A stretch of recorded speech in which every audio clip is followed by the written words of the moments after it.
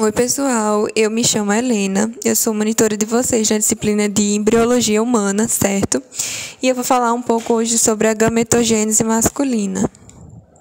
Antes de falar sobre a gametogênese, eu acho muito importante a gente revisar dois conceitos iniciais, que é a diferença da mitose e da meiose, porque vai ser crucial no entendimento do conteúdo, certo? Então, a mitose nada mais é do que uma divisão de uma célula mãe que vai formar duas células filhas diploides. Então, a célula mãe é diploide, 2Ns, e vai gerar células filhas com a mesma quantidade cromossômica, 2N, diploide também. Então, nós percebemos a mitose nas células somáticas, ou seja, nas células de reparo tecidual, nas células de desenvolvimento, certo? Já a meiose, nós vemos a divisão de uma célula mãe, 2Ns, diploide, que vai gerar duas células filhas haploides N. E nós vemos a meiose nas células germinativas, que é onde a gente vai verificar a gametogênese hoje, certo? Então, gravem esse conceito. Aqui eu coloquei uma foto do ciclo celular, tem a fase G1, certo? Na intéfase tem a fase G1S, G2, onde a G1 tem o crescimento da célula, tem a produção de proteínas, mas não tem síntese de DNA. A fase S tem tanto o crescimento, produção de proteínas, quanto a duplicação do DNA. E a fase G2 também só tem o crescimento da célula e a preparação para a divisão celular de fato, certo? Então, vamos começar revisando o aparelho reprodutivo masculino, a sua anatomia, certo? Então, aqui nós temos uma imagem onde mostra a vesícula seminal, que ela vai ser muito importante na contribuição da formação do sêmen, certo? Nós vamos ter também o ducto deferente, que se conecta ao epidídimo, certo? Que está ilustrado na imagem. E junto ao epidídimo nós temos os testículos, que são as gônadas do sistema reprodutivo masculino, enquanto os ovários são as gônadas do sistema reprodutor feminino, o testículo é a gônada do sistema reprodutor masculino. E aqui é um corte interno, certo? Onde a gente vê na imagem direita o testículo, certo? Os túbulos, na verdade, seminíferos, certo? E o epidídimo, a sua parte interna, e a parte interna também do ducto deferente, certo? Então, a gente vai verificar agora a formação, como é que acontece a formação do sêmen. É muito importante vocês saberem que a formação do sêmen se dá por meio da secreção de três glândulas, que é a vesícula seminal, a próstata e as glândulas bulboretrais, certo? Aí aqui na imagem do lado esquerdo, tem um problema com o direito e esquerdo, gente, mas lado esquerdo a gente tem a vesícula seminal, onde ela vai produzir açúcares. Vocês não precisam decorar que a vesícula seminal produz frutose, prostaglandinas, vesiculase e a próstata. Não, vocês precisam entender que essas três glândulas, elas secretam açúcares, tampões, que vão auxiliar o espermatozoide, tanto na penetração no sistema reprodutor feminino, como ele se manter lá dentro, porque o pH da vagina é ácida, certo? Então, é muito difícil um espermatozoide sobreviver se ele não tiver esses coadjuvantes ajudando ele a sobreviver lá dentro, entendeu? Estes tampões que vão permitir com que o ambiente ácido da vagina acabe matando os espermatozoides. Então, aqui nós temos a vesícula seminal, posterior à bexiga. A nível de informação, e para vocês, caso vocês queiram pesquisar sobre ou colocar na prova para dar um charme, uma detalhadazinha, certo? A vesícula seminal, ela produz 50% do sêmen e ela libera no sêmen frutose, prostaglandinas e vesiculase. A próstata, que está embaixo da vesícula seminal, logo abaixo, ela é responsável por 30% do conteúdo do sêmen. E ela libera ácido cítrico, tampões de pH, íons, zinco, cálcio, magnésio, fosfatase ácida, e as glândulas bulboretrais que estão aqui embaixo da próstata vai liberar galactose, glicosaminas, glicanos. Então, só recapitulando, essas 3 glândulas elas vão produzir açúcares e tampões que vão permitir a viabilidade do espermatozoide na vagina, no sistema reprodutivo feminino, certo? Aí aqui, uma célula muito importante no sistema reprodutor masculino, que é as células de Leydig. As células de Leydig, elas estão aqui é um corte do túbulos seminíferos, certo? Eu sei que vocês viram um pouco de histologia. Aqui entre os túbulos seminíferos, nós vamos ter as células de Leydig. Essas células elas vão ser responsáveis por produzir testosterona. Então, elas vão ser estimuladas pelo hormônio chamado LH, que é produzido lá na hipófise, que vão estimular as células de Leydig a produzir testosterona. E essa testosterona, ela serve para o desenvolvimento de órgãos sexuais, serve para a formação de pelos nas regiões dos homens, barba, na região pubiana, certo? Também está relacionado com o aumento da massa muscular, massa óssea e a libido também, certo? Então, as células de Leydig são importantes na produção de testosterona. E outra célula importante também é as células de Sertoli. As células de Sertoli possuem muitas funções. Isso aqui é muito importante vocês saberem, porque a professora sempre gosta de cobrar sobre as células de Sertoli, certo? As células de Sertoli, elas são muito importantes como barreira hematotesticular. Por quê? Porque as células de Sertoli, o sistema imune, melhor dizendo, reconhece essas células novas que estão se formando lá nos testículos como algo estranho. Então, se não tivesse essa barreira hematotesticular produzida pelas células de Sertoli, o que ia acontecer? As células do sistema imune iriam atravessar o testículo, entrar lá no testículo, e iriam fagocitar e digerir essas células que estariam sendo produzidas, porque reconheceriam como corpos estranhos. Então, nesse caso, as células de Sertoli fazem essa barreira impedindo a ação do sistema imune lá nos testículos, porque se o sistema imune adentrasse os testículos e fagocitasse e destruísse as células germinativas, o que é que iria acontecer? O homem ia ser infértil, não ia ter a possibilidade de produzir espermatozoides e ia ser infértil, entendeu? Não conseguiria fecundar. Outra coisa importante é o controle da espermatogênese, certo? Então, por exemplo, uma célula que se dividiu mal, as células de Sertoli vão fazer com que essas células saiam do ciclo celular, que eu informei no início do vídeo, certo? Saiam do ciclo celular. Se tiver como reparar bem, elas voltam para o ciclo celular depois de reparadas.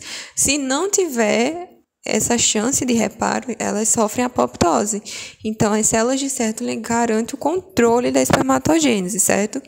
Outra coisa importante é a fagocitose, ou seja, coisas que as células de Sertoli fagocita, coisas que são estranhas, que não fazem parte do nosso processo de produção de células de espermatozoides, certo?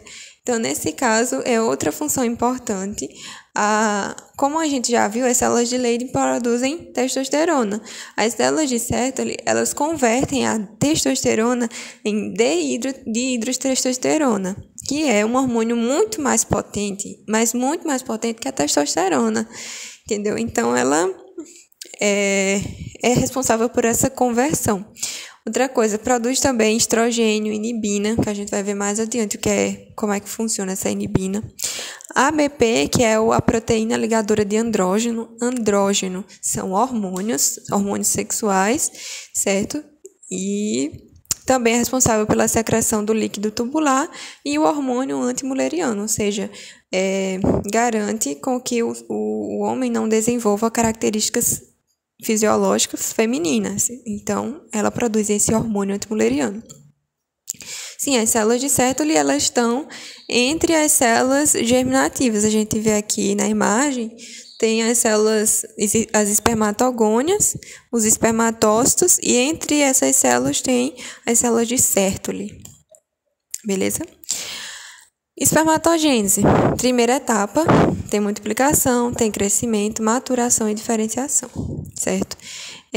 Nesse caso, o que vai acontecer é o seguinte: as células germinativas, as células germinativas do sistema reprodutor masculino, que são células 2N, certo?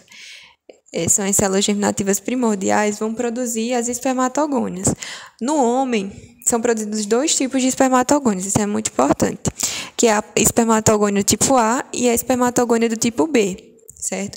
A espermatogônia do tipo A, ela faz mitose constantemente, ou seja, é por isso que o homem produz espermatozoide a vida toda, porque produz células espermatogônia tipo A, que sempre vai produzir células germinativas durante toda a vida do homem.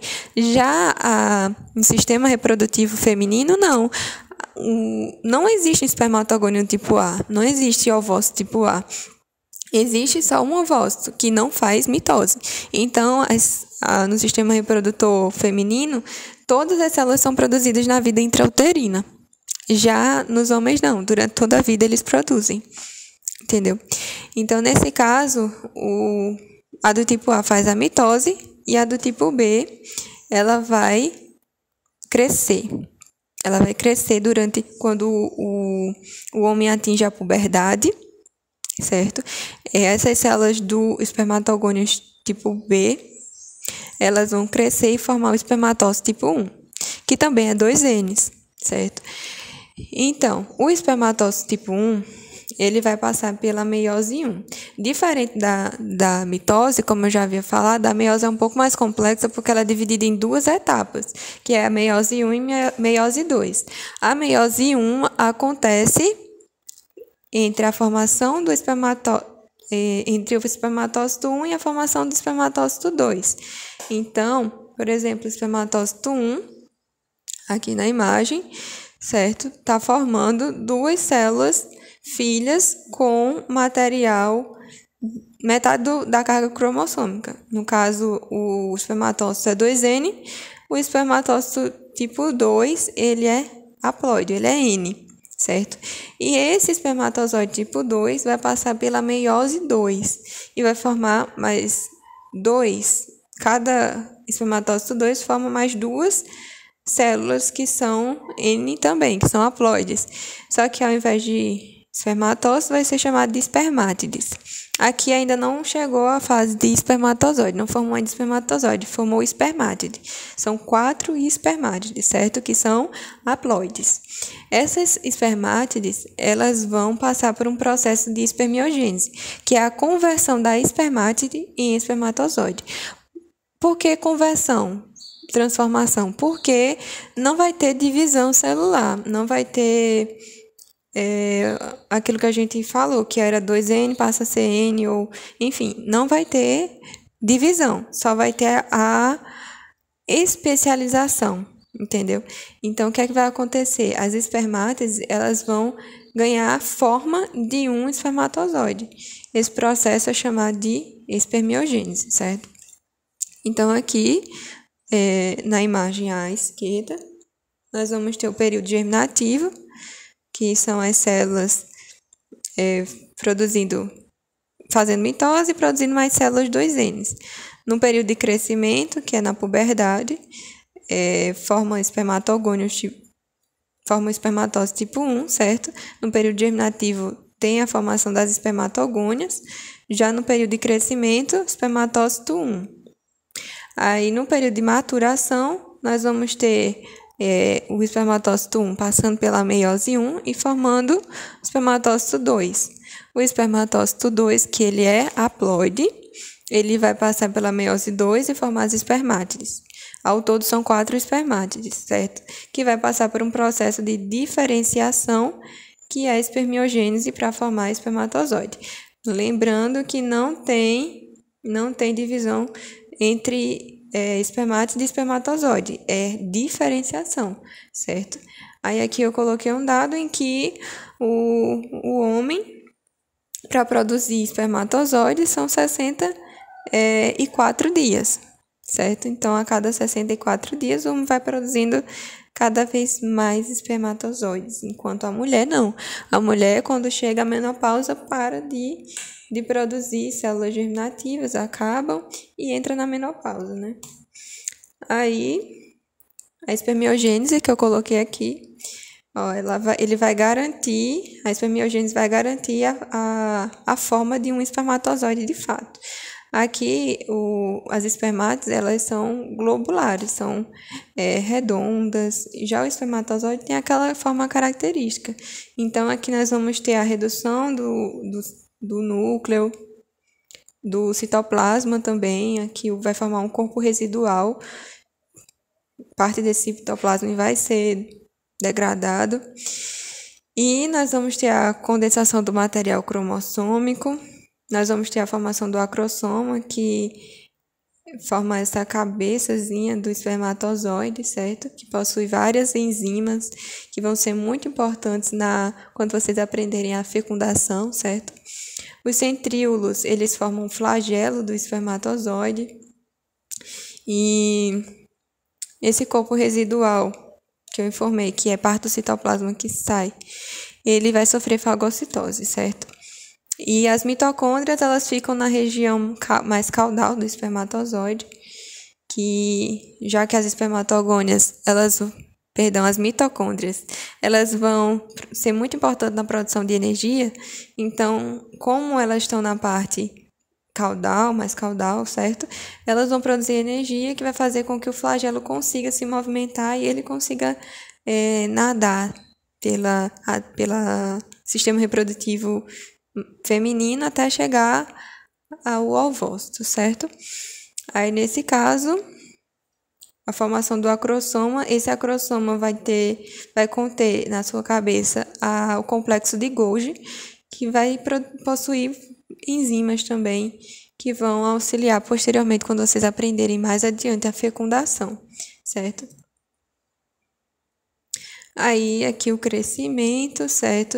É muito importante a gente entender que quando o espermatozoide ele é formado, se a gente tirar ele lá dos túbulos seminíferos e colocar diretamente numa placa de Petri, por exemplo, para fecundar um ovócito, ele ainda não está capacitado. Ele precisa ser capacitado, entendeu? Então, as células de Sertoli também produzem juntamente com a contração dos túbulos seminíferos, vão fazer com que o espermatozoide ele consiga sair do túbulo seminífero e ir para o epidídimo, que é onde se inicia a maturação fisiológica do espermatozoide, certo? Porém, a maturação do espermatozoide, ela só é concluída quando esse espermatozoide chega lá no trato reprodutivo feminino, certo?